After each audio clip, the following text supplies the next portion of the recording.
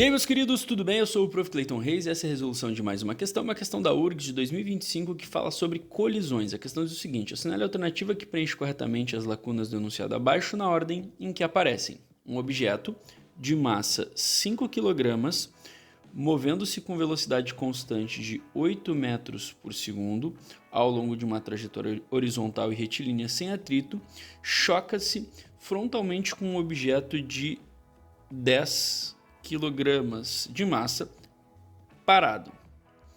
Após o choque, o primeiro objeto recua com uma velocidade de 2 metros por segundo e o segundo objeto passa a se mover com uma velocidade de módulo, que daí a gente tem que descobrir.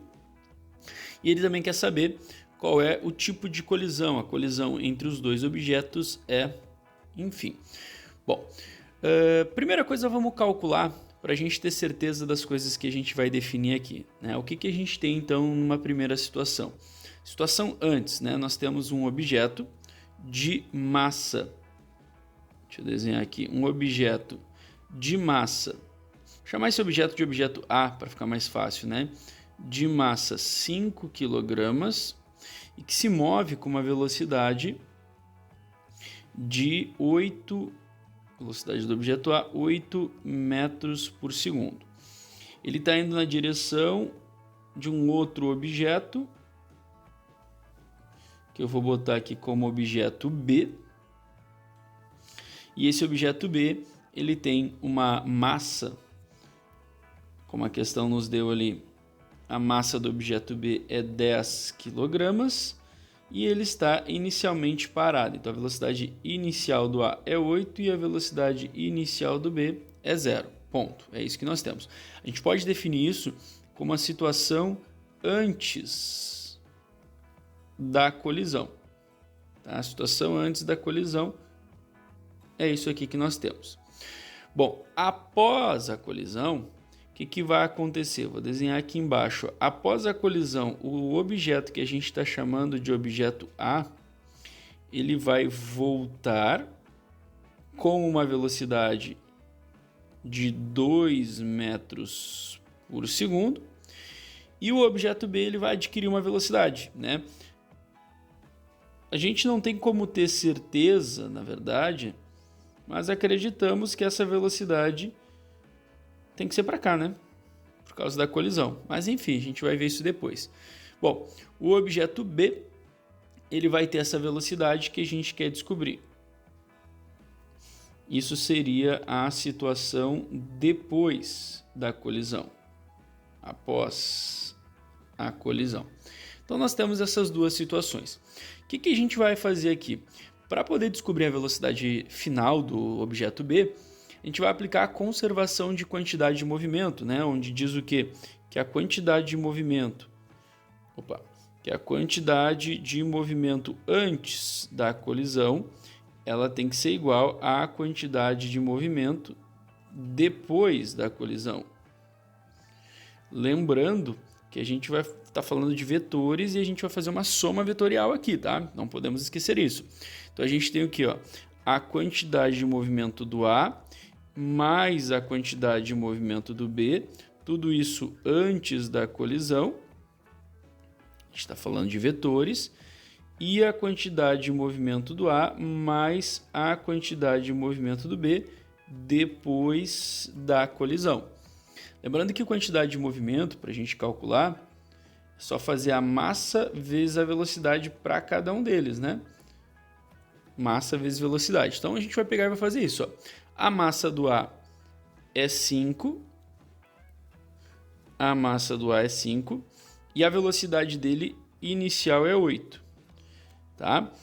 Já para o B, ele está parado. Então a quantidade de movimento dele é 0, né? Porque o que ficaria? Ó? A massa dele, que é 10, vezes a velocidade dele, que é 0. Estou colocando essa fórmula aqui, ó, com os valores para cada um. Após a colisão, o A ele vai voltar. O que a gente tem que cuidar nisso aí? Velocidade é uma grandeza vetorial. Quando a gente diz que ele vai voltar, a gente tem que se ligar aqui, ó, que o vetor tem que ser negativo em relação ao primeiro, né? Como para a direita lá em cima, né?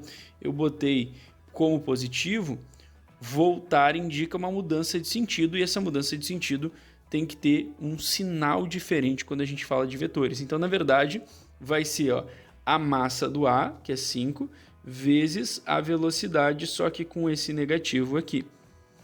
Para o B, a gente vai pegar a massa dele vezes a velocidade dele. A gente não coloca nenhum sinal porque a gente não sabe para onde está indo, a gente não sabe o valor, então não coloca nada, deixa assim. Agora faz os cálculos. 5 vezes 8 vai dar 40, mais 10 vezes 0, que vai dar 0, igual a 5 vezes menos 2, que dá menos 10, mais 10 VB. E aí só terminar a matemática, né? Passa o 10 para o outro lado somando, então vai ficar 40 mais 10 igual a 10 VB. Fazendo bem, né, trabalhadinho para vocês. 40 mais 10 dá 50. E aí aquele 10 já dá para passar dividindo. Esse 10 aqui, fiz a soma desses dois e esse 10 eu já passei para o outro lado dividindo. Cortou os zeros, o que nos sobrou? Que a velocidade final do B, ela vai ser de 5 metros por segundo. E aí percebam o seguinte, como deu um sinal positivo, né, deu mais 5, isso quer dizer alguma coisa, quer dizer o quê? Quer dizer que o vetor ele é para o lado que eu botei como positivo, ou seja, para a direita, como a gente já tinha previsto ali, né, naquele desenho.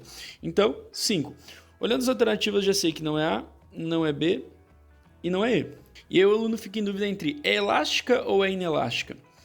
E aí tem uma questão que a gente sempre fala, que é o quê? Quando as massas ficam acopladas, com certeza é inelástica. E isso é uma verdade, né? As massas ficarem acopladas é um indicativo de que a gente tem uma colisão inelástica. Só que a gente não pode esquecer o seguinte: para ser uma colisão elástica, necessariamente a energia mecânica tem que se manter. E aí tu vai ter que tirar a prova real, não tem jeito. Então, para ter certeza entre elástica e inelástica, tu vai ter que tirar a prova real. Porque para algumas bibliografias não existe a colisão parcial. O que é a colisão parcial? É aquela colisão onde a energia mecânica não se conserva e os corpos não ficam acoplados. Então, para algumas bibliografias, ou é elástica, se tu tem conservação da quantidade de movimento e da energia, ou é inelástica, porque não tem a conservação da energia, mas tem a da quantidade de movimento. E acabou. Então a gente tem que tirar a prova real. O que a gente vai fazer?